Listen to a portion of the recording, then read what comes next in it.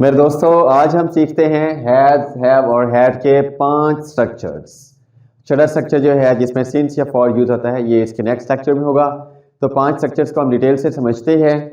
Has और have present को show करता है और हैड पास्ट को शो करता है। स्टार्ट करते हैं पहला स्ट्रक्चर। दोस्तों, मैं हूं प्रोफेसर अजमल दास जयपाल, आपके साथ इंग्लिश लैंग्वेज कोर्स के इस सफ़र में आपका हम सफ़र। दोस्तों, ग्रुप्स हैं ही, शी, इट और सिंगुलर पर्सन, और दूसरा है वी, यू, दे और प्लूरल पर्सन। ये हमने बी फैमिली के अंदर भी सीख लिया है। तो ये ही, शी और इट और सिंगुलर के साथ हम हैज का यूज करते हैं, और वी, यू, दे और प्लूरल के साथ हम हैव का यूज करते हैं।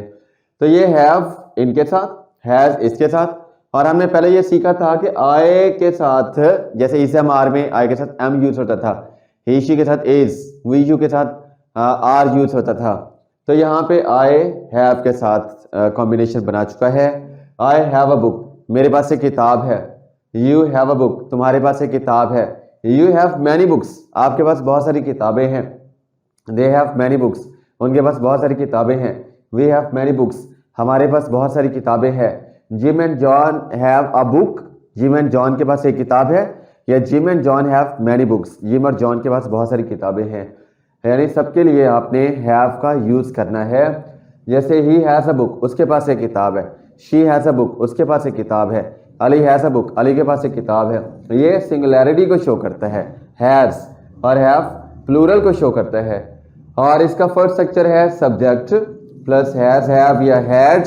दोस्तों, इसका फर्स्ट स्ट्रक्चर है सब्जेक्ट प्लस हैज, हैव या हैड। हैड पास्ट के लिए शो होता है, हैड पास्ट के लिए यूज होता है। जैसे John had a book, John के पास एक किताब थी। I had an old phone, मेरे पास एक पुराना फोन था। But now I have a new cell phone, अब मेरे पास एक नया सेल फोन है। इस सेंस में हैड पास्ट और had passed, has have present में यूज होता है। और ये ऑब्जेक्ट, दोस्तों एक चीज ध्यान में रखिएगा, यहाँ पे कोई काम नहीं हुआ, यहाँ पे कोई एक्टिविटी नहीं हुई, यहाँ पे जस्ट पोजेशन है कि मेरे पास ये चीज है। इस सेंस में ना, I have so many books, मेरे पास बहुत सारी किताबें हैं। आई हैव अ बिग बिजनेस, मेरे पास एक बड़ा बिजनेस है, या मैं एक बड़ा बिजनेस रखता हूँ। इस सेंस में दोस्तों, ये हमने पढ़ा पहला स्ट्रक्चर, जिसमें हमने बात की पोसेशन की। चलते हैं दूसरे स्ट्रक्चर की तरफ, जिसमें हम सीखेंगे सेंस ऑफ कंप्लीशन, जो कि प्रेजेंट परफेक्ट टेंस या पास्ट परफेक्ट टेंस भी है। जैसे he has started a new project, उसने एक नया प्रोजेक्ट स्टार्ट कर लिया है। जैसे हम कहते हैं ना, भाई मैंने पहले ही प्रोजेक्ट स्टार्ट कर लिया है। I have already started a new project, मैंने पहले ही नया प्रोजेक्ट स्टार्ट कर लिया है। Fine, we have got 7 bands in IELTS, हमने आयल्स में 7 बैंड्स हासिल कर लिए हैं। You have got 7 bands in IELTS, okay, you have got 7 bands in IELTS, आपने 7 बैंड्स हासिल कर लिए हैं। ओके, डॉक्टर साहब has got 7 bands in IELTS, doctor ने 7 बैंड्स हासिल कर लिए हैं।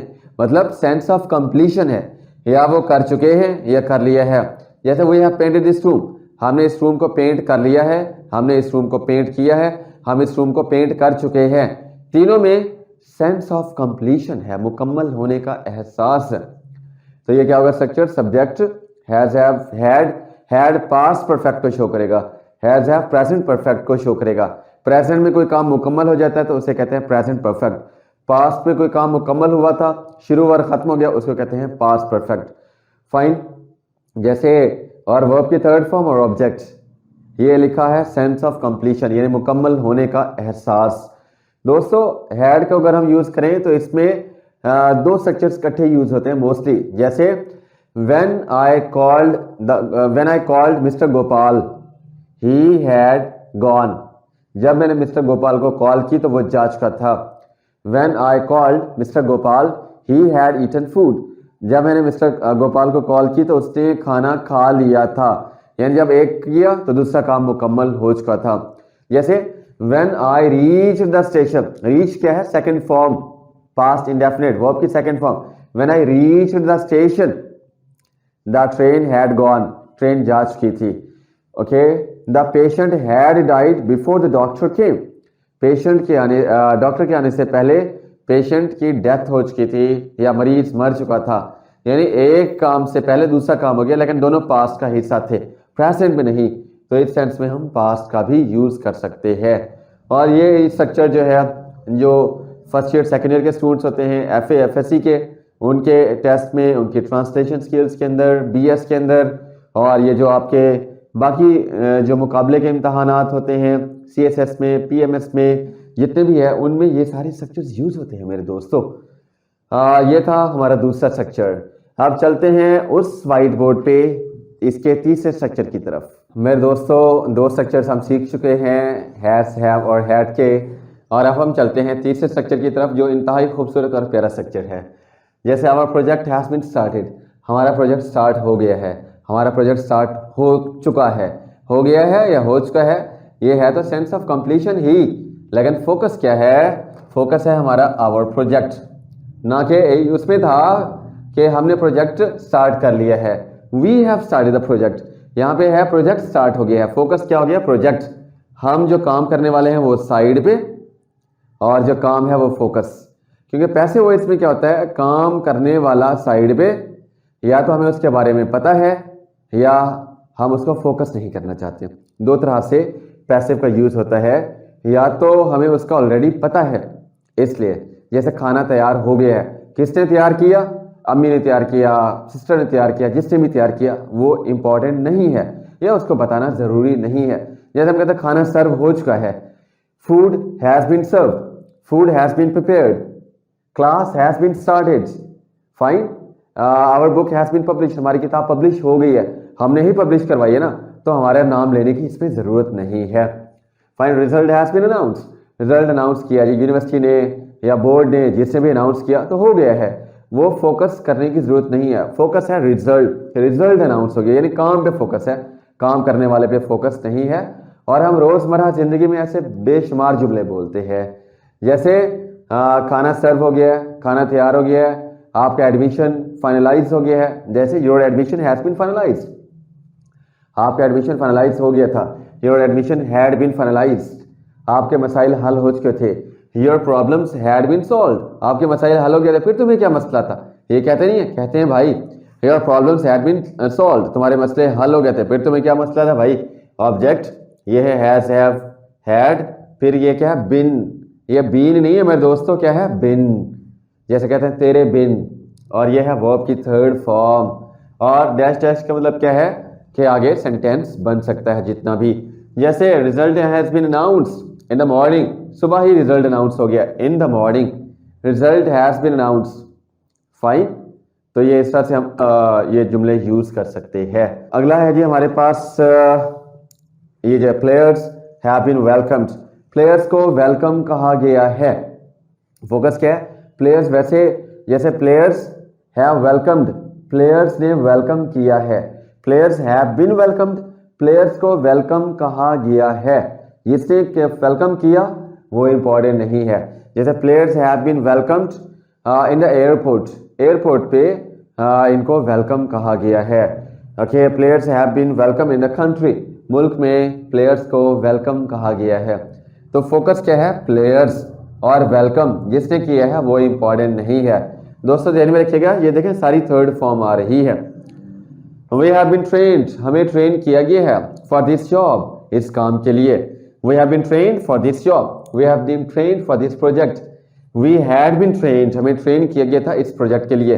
ये देखें दोस्तों, ये उसका भी एडवांस स्ट्रक्चर है, यानी वी सब्जेक्ट नहीं है, वी ऑब्जेक्ट है, वी के ऊपर काम हो रहा है, वी काम कर नहीं रहा।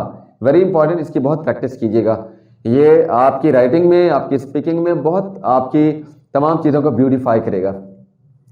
वी हैव बीन ट्रेन्ड, हमें ट्रेन किया गया है। Fine, we have been welcomed, हमें वेलकम कहा गया है, हमने नहीं कहा, हमें वेलकम कहा गया है। They have been given the task, उन्हें ये टास्क दिया गया है। Fine, they have been given मतलब फोकस क्या है? दे। अब यहाँ पे है task has been given to them, उन्हें टास्क दिया गया है, यहाँ पे फोकस है दे और यहाँ पे फोकस है टास्क। फाइन, अंग्रेजी में जब हम बोलेंगे तो क्या बोलेंगे? Task has been given to them, to them, to them नहीं होगा, टू देम, यानी जल्दी से बोलेंगे तो वो जंक्ट हो जाएगा। A task has been given to them, a task has been given to them, इस तरह से। जैसे यहाँ पे दोस्तों मैंने लिखा हुआ है फ, ठ, क, ये 3 साउंड्स एस्पिरेशन वाले साउंड्स हैं, जब भी स्टार्ट में आएंगी तो इसमें थोड़ा सा जोर आएगा, प नी फ, ता नी ठ, का नी ख।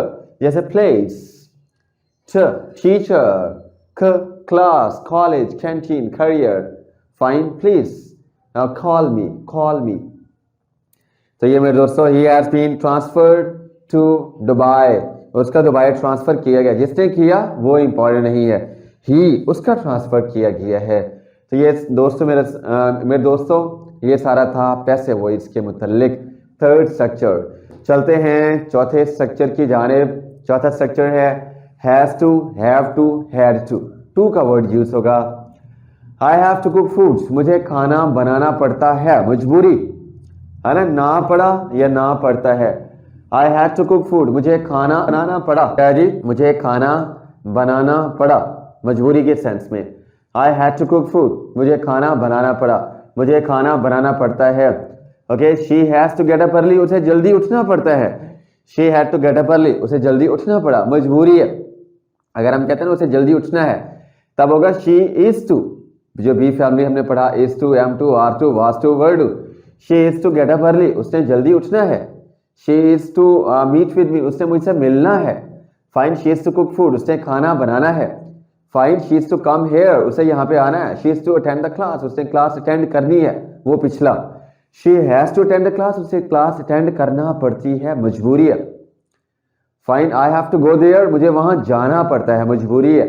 इस सेंस में ये है subject has to, have to या हैड टू, वर्ब की फर्स्ट फॉर्म और ये ऑब्जेक्ट।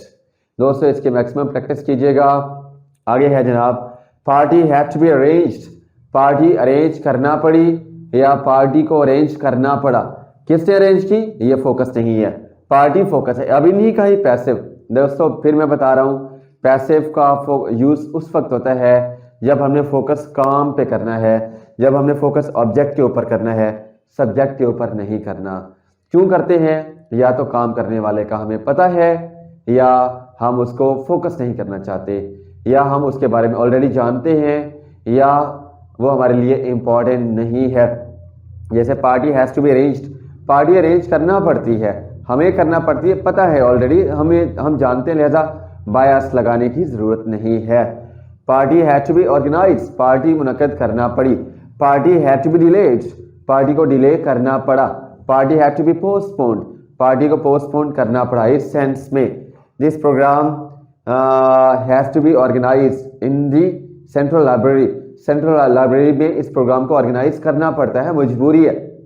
फाइन, फोकस क्या है, प्रोग्राम, ना कि प्रोग्राम ऑर्गेनाइज करने वाले।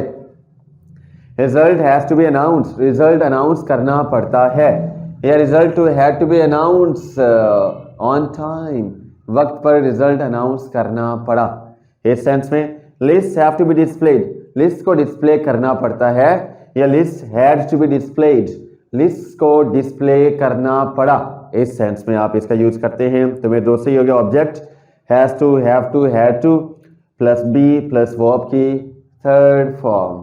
दोस्तों ये हमने 5 स्ट्रक्चर्स पढ़े हैज, हैव और हैड के। यकीनन आपको समझ आए होंगे। मैक्सिमम प्रैक्टिस कीजिएगा इस यकीन के साथ कि इंग्लिश इज इजी, इस यकीन के साथ yes I can do, yes it's possible. Have a great time, best wishes.